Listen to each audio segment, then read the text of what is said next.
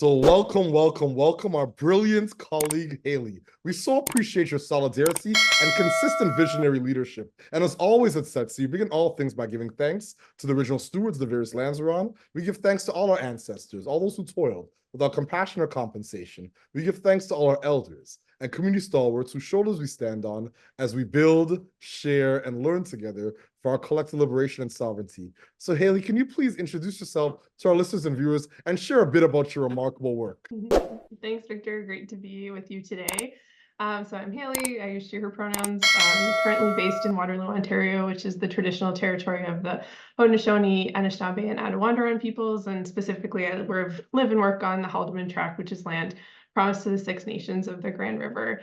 And work-wise, I'm really excited to be part of the team at Roots and Rivers Consulting. So we are an organization that supports social purpose organizations with strategic planning, evaluation, and facilitation. So I'm based in Ontario. Most of our team is based in BC, but we work with folks from coast to coast to coast. And yeah, I really have the privilege of working alongside and seeing behind the curtain of so many incredible Canadian nonprofits, charities, foundations, all sorts of folks. So that's a little bit about what I'm up to.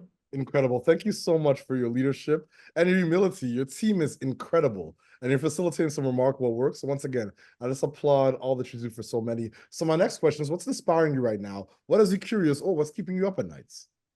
Yeah, well, definitely inspiration in our world always comes from the clients that we get to work with. So just this past week, we're working with folks, working on program evaluations for people who are doing incredible harm reduction work, folks who are doing interventions around gender-based violence and sexual exploitation and human trafficking. So the folks that we get to work with are really people at the forefront of supporting their communities and making change. So constant source of inspiration there.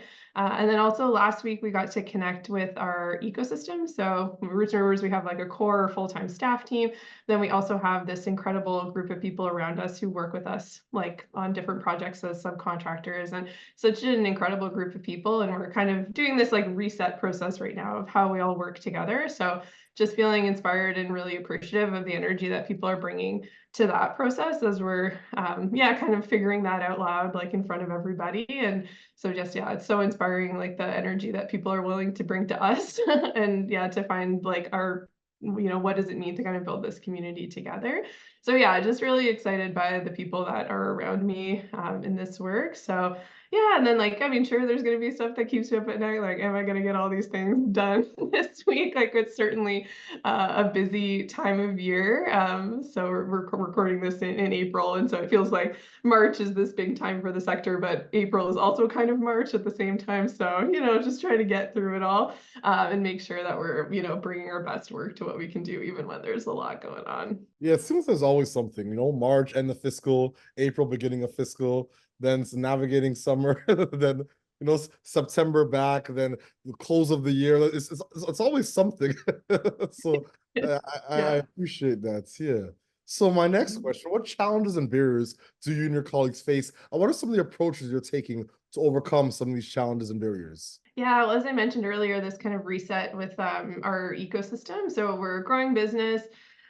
We've navigated some interesting transitions over the last 2 years, 18 months. So the founder of Roots and Rivers, Annalise Tejebis, took mat leave, which is a kind of unique thing for, a person who's founded a company to be able to do.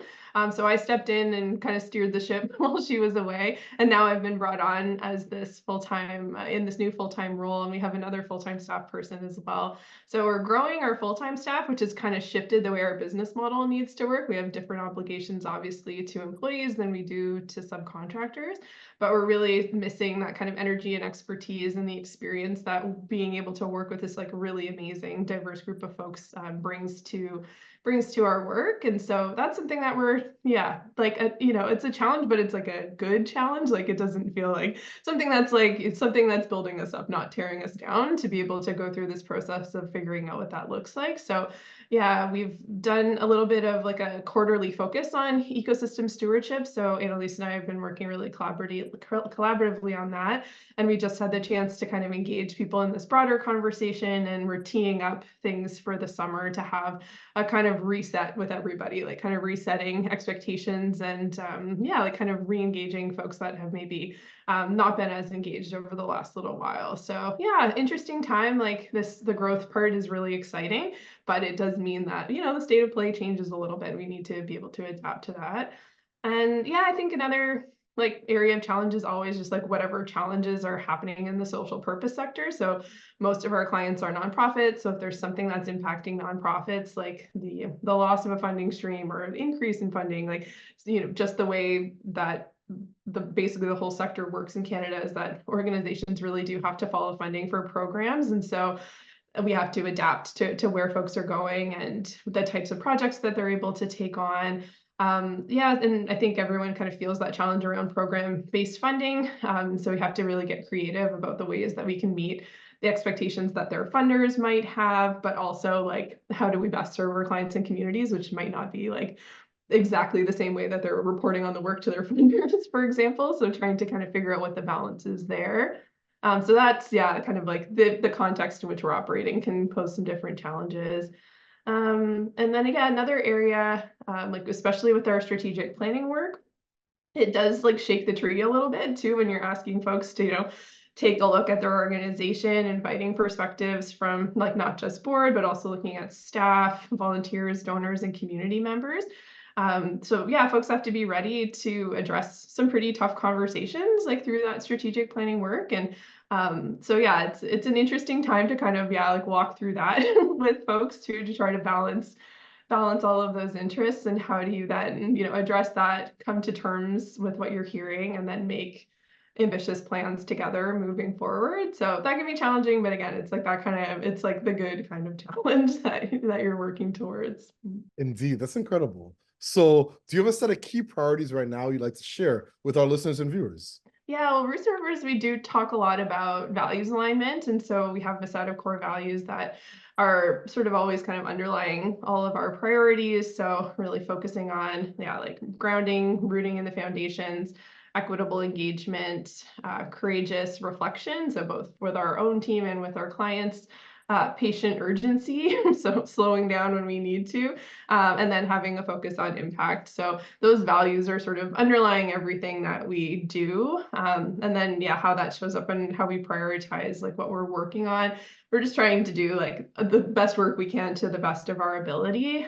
So taking that time to learn and collaborate as needed to make sure that what we're putting forward is in everyone's best interest and is serving everyone. The consulting world is, you know, there's a little bit of like a hustle culture, maybe expectations sort of built in. So that patient urgency piece, and we've really been like supported by like our staff team and our ecosystem members to kind of push back on some of that kind of culture and try to find this balance of work and rest.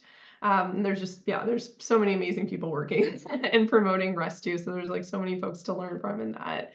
So yeah, how do we grow our business? Because we do want to grow. We have aspirations to, you know, reach more clients and have more stability and be able to engage more people in the work that we do. But how do we do that in a way that I feel healthy and intentional, and, you know, does means that you can still have a life after 5:30 or whatever you're closing the computer for the day. So yeah, that how do we manage growth in a healthy way is definitely a priority right now. And yeah, another focus of our work with that kind of growth intention in mind has been trying to get out in the world a little bit more and to tell our story to folks in a way that helps us like find our next like group of people to work with. So that's kind of a challenge too, of like, how do we tell a story about ourselves? And so that's definitely something we're prioritizing, like working with some mentors right now and getting lots of feedback from different folks about our different processes. So yeah, how do we find our people, I guess, is like, that's the priority. So how do we keep finding like folks that it feels like supportive and constructive to work with? And yeah, so those are some of the priorities we're working on right now. Love it, love it, love it. And my grandmother used to always say, hurry up and take your time. So I love that patient urgency. It resonates. I'm already seeing like a meme, like a Setsi Roots and River meme around that, and like a blog post or something. So yeah, no, I appreciate your candor and your leadership. So my second last question, what is your ultimate goal? And what does success look like and feel like to you and your colleagues? Yeah, I think it's like something we need to keep on working through together, and excited that we're doing a team retreat in just a couple of weeks where we'll get to really kind of dig into this together as a team. But I think, we're coming out of like we set some intentions for our last quarter where we were thinking a little bit more about surviving than thriving. So we just knew it was going to be so busy. So it's a little bit like, let's get through it. But yeah, certainly our goal is to be in more of that like thriving space where you feel like you have the space to be creative, you feel like you have the space to like leave work behind and like live a full life outside of it as well. So I think that's kind of the goal of like really finding that kind of true balance of like being able to feel excited about the work that you're doing, and to also like feel excited about what that work, like the livelihood that it's enabling you to have outside of that. We would like to really be able to engage more folks in the work. So yeah, just necessarily we've had to sort of have work with a little bit of a smaller team over the last little while. But yeah, like I said off the top, we've been missing that energy and the expertise of everyone that's part of our ecosystem. And so trying to get back to that piece, and that definitely feels like a measure of success, like being able to work with more people and to be able to learn from them.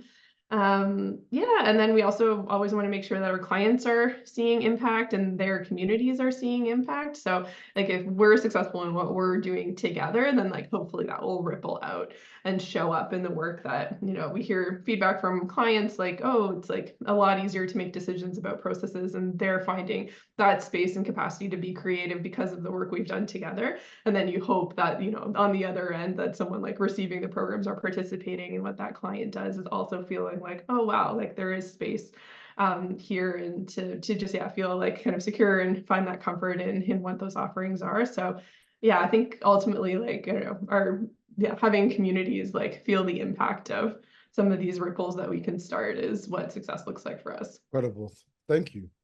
So my last question, do you have any closing thoughts or calls to action for our listeners and our viewers? Well, that's a great, yeah. I think, yeah, maybe it's just that kind of call for patient urgency, I think, especially as we're heading into this like springtime and coming off what is a notoriously kind of hectic time for the sector. I think that's, yeah, a value that it is a difficult one to practice, and there's like just incredible work to like like rest is resistance, like there's all sorts of incredible things that can be read, and there's so many folks like working actively on this, and particularly coming from that equity focused lens. But yeah, really just kind of thinking about like what could you gain, I guess, by slowing down a little bit.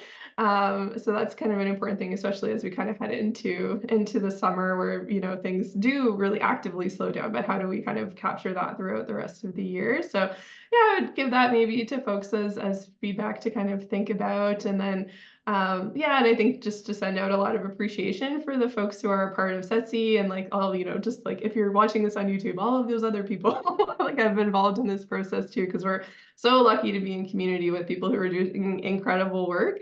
And so there's just, yeah, so much to be learned if you can kind of slow down and take that in. So yeah, I think that's what I would want to send people off with. Thank you so much, Hayley, for all the actionable insights, the deep introspection, your candor, authenticity, and once again, your visionary leadership. I love the work of you and your colleagues. It's been a pleasure working with you. And yeah, I just really, I'm so honored that we're able to have the opportunity to amplify your work to our community of practice. And as always at Setsi, we close the way we began this conversation, this interview, by giving thanks to the original stewards of the various lands we're on, by giving thanks to all our ancestors, all those who toiled without compassion or compensation. We give thanks to all our elders and community stalwarts whose shoulders we stand on as we build, share, and learn for our collective liberation and sovereignty. Hayley, anything that you want to leave folks with? I know you said closing thoughts, but you have a soundbite? I think I think just a it's lot of gratitude.